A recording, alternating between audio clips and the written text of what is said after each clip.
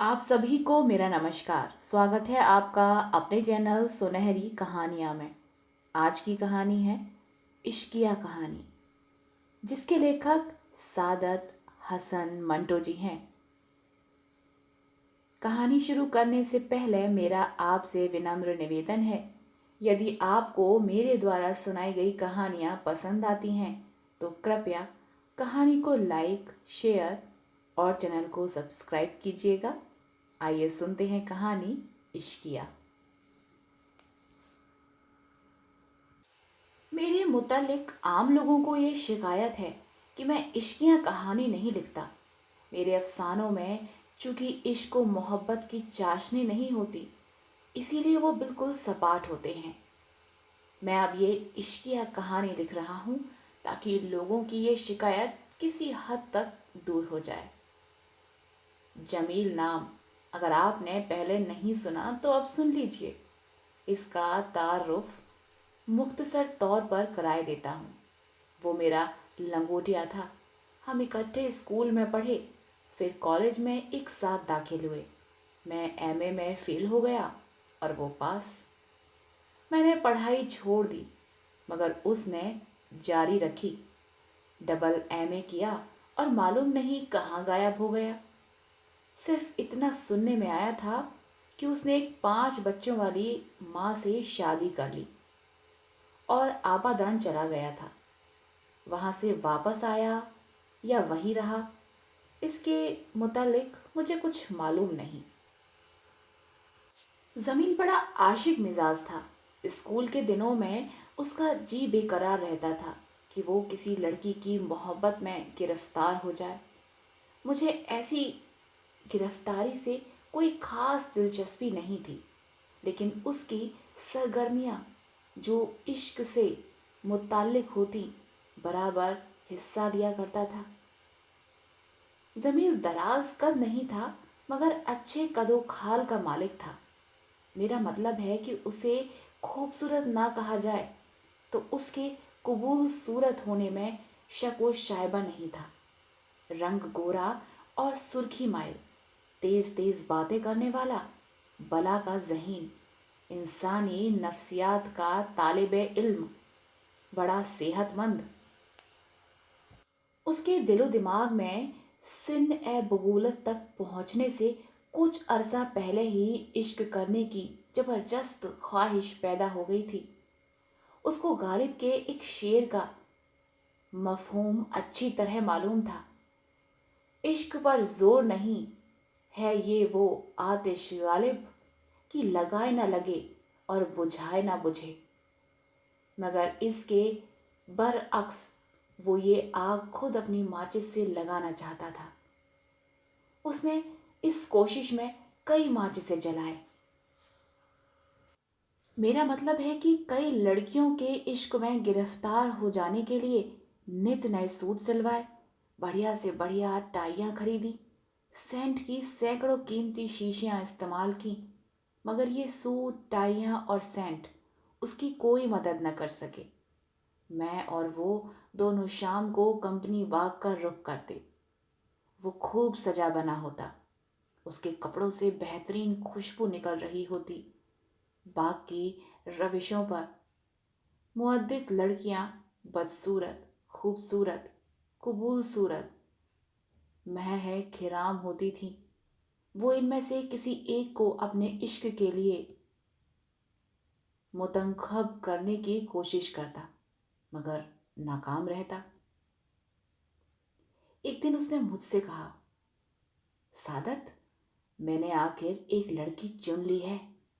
खुदा की कसम, चंदे आफताब, चंदे महताब है। मैं कल सुबह सैर के लिए निकला। बहुत सी लड़कियां माई के साथ स्कूल जा रही थीं। उनमें से एक बुर्का पोश लड़की ने जो अपनी नकाब हटाई तो उसका चेहरा देखकर मेरी आंखें खीरा हो गईं। क्या हुस्न व जमाल था। मैंने बस वही फैसला कर लिया कि जमील, अब मजीद तंगोदो छोड़ो। इस हसीना ही के इश्क में तुम्हें गिरफ्तार होना चाहिए। होना क्या, तुम हो चुके हो। اس نے فیصلہ کر لیا کہ وہ ہر روز صبح اٹھ کر اس مقام پر جہاں اس نے اس کافر جمال حسینہ کو دیکھا تھا پہنچ جایا کرے گا اور اس کو اپنی طرف متوجہ کرنے کی کوشش کرے گا۔ اس کے لیے اس نے ذہین دماغ میں بہت سے پلان سوچے تھے۔ ایک جو دوسروں کے مقابلے میں زیادہ قابل عمل اور زود اثر تھا، اس نے مجھے بتا دیا تھا۔ اس نے حساب لگا کر سوچا تھا کہ 10 دن متواصل اس لڑکی کو ایک ہی مقام پر کھڑے رہ کر دیکھنے اور گھورنے سے اتنا معلوم ہو جائے گا کہ اس کا مطلب کیا ہے، یعنی وہ کیا چاہتا ہے۔ اس مدت کے بعد وہ اس کا رد عمل ملاحظہ کرے گا اور اس تجزیے کے بعد کوئی فیصلہ مرتب کرے گا۔ یہ اغلب تھا کہ وہ لڑکی اس کا دیکھنا گھورنا پسند نہ کرے، مائی سے یا اپنے والدین سے اس کے غیر اخلاقی رویے کی شکایت کر دے۔ یہ بھی ممکن تھا کہ وہ راضی ہو جاتی، اس کی ثابت قدمی اس پر اتنا اثر کرتی کہ اس کے ساتھ بھاگ جانے کو تیار ہو جاتی۔ زمین نے تمام پہلوؤں پر اچھی طرح غور کر لیا تھا، شاید ضرورت سے زیادہ، اس لیے کہ دوسرے روز جب وہ الارم بجنے پر اٹھا تو اس نے اس مقام پر جہاں اس لڑکی سے اس کی پہلی مرتبہ مٹبھیڑ ہوئی تھی جانے کا خیال ترک کر دیا۔ اس نے مجھ سے کہا، سعادت، میں نے یہ سوچا ہے کہ ہو سکتا ہے اسکول کی چھٹی ہو کیونکہ جمعہ ہے۔ معلوم نہیں اسلامی اسکول میں پڑھتی ہے یا کسی گورنمنٹ اسکول میں۔ پھر یہ بھی ممکن تھا کہ اگر میں اسے زیادہ شدت سے گھورتا تو وہ بھول نہ جاتی۔ اس کے علاوہ اس بات کی کیا ضمانت تھی کہ 10 دن کے اندر اندر مجھے اس کا رد عمل یقینی طور پر معلوم ہو جائے گا۔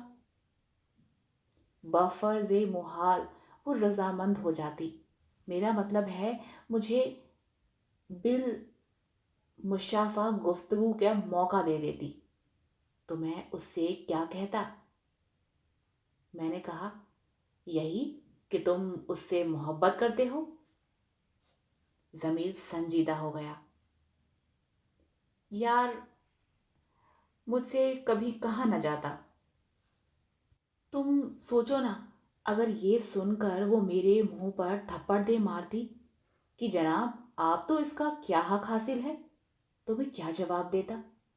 زیادہ سے زیادہ میں کہہ سکتا تھا کہ حضور، محبت کرنے کا حق ہر انسان کو حاصل ہے، مگر وہ ایک اور تھپڑ میرے کو مار سکتی تھی کہ تم بکواس کرتے ہو، کون کہتا ہے کہ تم انسان ہو؟ قصہ مختصر یہ کہ زمیل اس حسین و جمیل لڑکی کی محبت میں خود کو اپنی تجزیہ خودی کے باعث گرفتار نہ کرا سکا، مگر اس کی خواہش بدستور موجود تھی۔ ایک اور خوبرو لڑکی اس کی تلاش کرنے والی نگاہوں کے سامنے آئی اور اس نے فوراً تہیہ کر لیا کہ اس نے عشق لڑانا شروع کر دے گا۔ زمین نے سوچا کہ اس سے خط و خطاب کی جائے، چنانچہ اس نے پہلے خط کے کئی مسودے پھاڑنے کے بعد ایک آخری عشق و محبت میں سرابور تحریر مکمل کی، جو میں یہاں من و ان نقل کرتا ہوں۔ جان جمیل، اپنے دل کی دھڑکنیں سلام کے طور پر پیش کرتا ہوں۔ حیران نہ ہوئیے گا کہ یہ کون ہے جو آپ سے یوں بے دھڑک ہم کلام ہے۔ میں عرض کیے دیتا ہوں، کل شام کو 6:15 نہیں، 6:11 پر جب آپ امرت سنیما کے پاس تانگے میں سے اترے تو میں نے آپ کو دیکھا۔ بس ایک ہی نظر میں اس نے مجھے مسحور کر لیا۔ آپ اپنی سہیلیوں کے ساتھ پکچر دیکھنے چلی گئیں اور میں باہر کھڑا آپ کو اپنی تصور کی آنکھوں سے مختلف روپ سے دیکھتا رہا۔ 2 گھنٹے کے بعد آپ باہر نکلے پھر زیارت نصیب ہوئی اور میں ہمیشہ ہمیشہ کے لیے آپ کا غلام ہو گیا۔ میری سمجھ میں نہیں آتا کہ میں آپ کو اور کیا لکھوں۔ بس اتنا پوچھنا چاہتا ہوں کہ کیا آپ میری محبت کو اپنے حسن و جمال کے شایان سمجھیں گی یا نہیں؟ اگر آپ نے مجھے ٹھکرا دیا تو میں خود خوشی نہیں کروں گا، زندہ رہوں گا تاکہ آپ کے دیدار ہوتے رہیں، آپ کے حسن و جمال کا پرستار ضمیر۔ یہ خط اس نے میرے سے گھر میں ایک خوشبودار کاغذ پر اپنی تحریر سے منتقل کیا تھا۔ لفافہ پھولدار اور خوشبودار تھا، جس کو جمالیاتی ذوق نے پسند نہیں کیا تھا۔ چند روز کے بعد جمیل مجھ سے ملا تو معلوم ہوا کہ اس نے خط اس لڑکی تک نہیں پہنچایا۔ اولاً اس لیے کہ عشق کا آغاز خط سے کرنا نامناسب ہے، ثانیاً اس لیے کہ اس خط کی تحریر بے ربط اور بے اثر ہے۔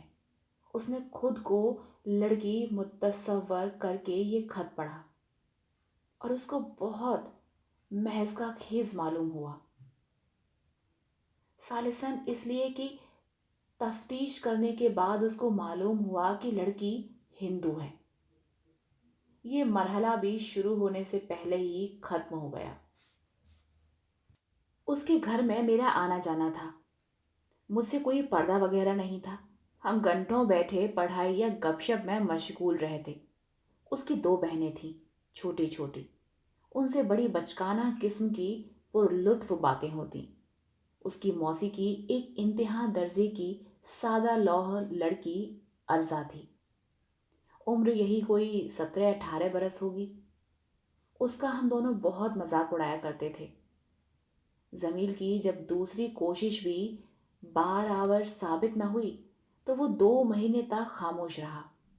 اس دوران میں اس نے عشق میں گرفتار ہونے کی کوئی نئی کوشش نہ کی، لیکن اس کے بعد اس کو ایک دم دورہ پڑا اور اس نے 1 ہفتے کے اندر اندر 5-6 لڑکیاں اپنی عشق کی بندوق کے لیے نشانے کے طور پر تیار کر لیں۔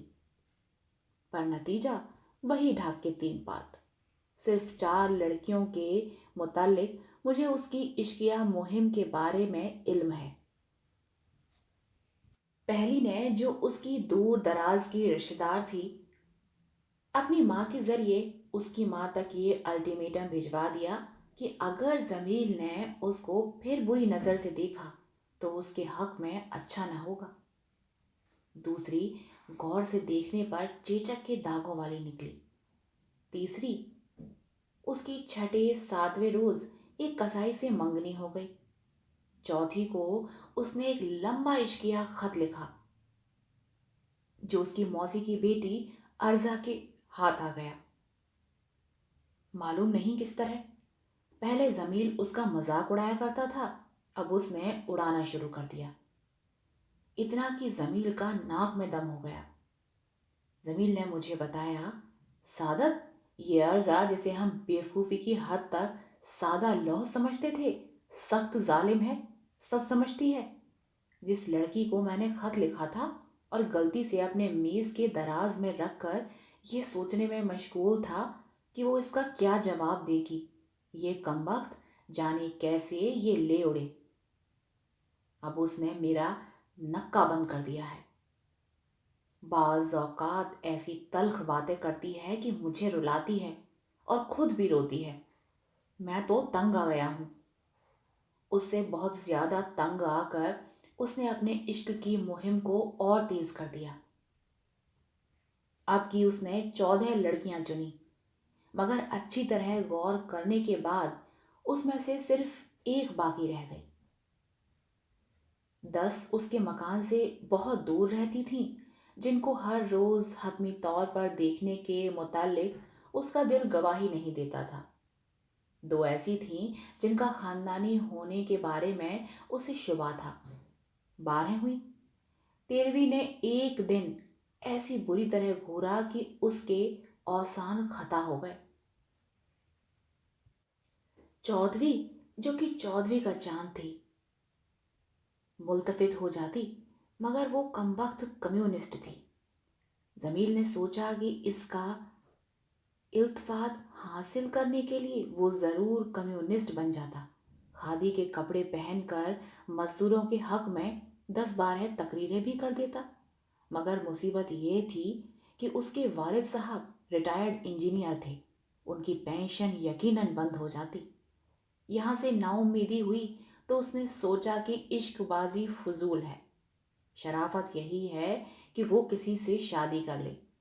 इसके बाद अगर तबीयत चाहे तो अपनी बीवी की मोहब्बत में गिरफ्तार हो जाए। चुनाचे उसने मुझे इस फैसले से आगाह कर दिया। ये तय हुआ कि वो अपनी अम्मी जान और अपने अब्बा जान से बात करे। बहुत दिनों की सोच विचार के बाद उसने इस गुफ्तगू का मुसवदा तैयार किया। सबसे पहले उसने अपनी अम्मी से बात की। वो खुश हुई। इधर उधर अपने अजीज़ों में उन्होंने जमील के लिए मौजूद रिश्ता ढूंढने की कोशिश की, मगर नाकामी हुई। पड़ोस में खान बहादुर साहब की लड़की थी, में बड़ी ज़हीन और तबीयत की बहुत अच्छी, मगर उसकी नाक चपटी थी। खाला की बेटी हुस्न आरा थी, पर बेहद काली। सुगरा थी, मगर उसके वालदेन बड़े खसीस थे। जहेज में जितने जोड़े जमील की माँ चाहती थी, उससे वो आधे देने पर भी रजामंद नहीं थे। अजरा का तो कोई सवाल ही पैदा नहीं होता। जमील की माँ ने बड़ी कोशिशों के बाद रावलपिंडी के एक मुअज्जिज और मुतवल खानदान की लड़की से बातचीत तय कर ली। जमील अपनी नाकाम इश्कबाजियों से इस कदर तंग आ गया था कि उसने अपनी माँ से ये भी न पूछा कि शक्ल व सूरत कैसी है। वैसे उसने अपने जिंदा तस्वुर में इसका अंदाज़ा लगा लिया था और मुफस्सल तौर पर सोच लिया था कि वो उसकी मोहब्बत में किस तरह गिरफ्तार होगा। ये सिलसिला काफ़ी देर तक जारी रहा। मैं खुश था कि जमील की शादी हो रही है, जिसका नाम गालिबन शरीफा था। उसकी मंगनी हो गई। इस तकरीब पर उसे ससुराल की तरफ से हीरे की अंगूठी मिली, जो वो हर वक्त पहने रहता था। इस पर उसने एक नज्म भी लिखी, जिसको कोई शेर मुझे याद नहीं। एक बरस तक सोचता रहा कि उसे अपनी दुल्हन को कब अपने यहाँ लाना चाहिए। आदमी चूंकि आज़ाद और रोशन ख्याल किस्म का था, इसलिए उसकी ख्वाहिश थी कि माँ बाप से अलहदा अपना घर बनाए। ये कैसा होना चाहिए, उसमें किस डिज़ाइन का फर्नीचर हो, नौकर कितने हो, माहवार खर्च कितना होगा, सास के साथ उसका क्या सलूक होगा, इन तमाम उमूर के बारे में उसने काफ़ी सोच विचार की। नतीजा ये हुआ कि लड़की वाले तंग आ गए।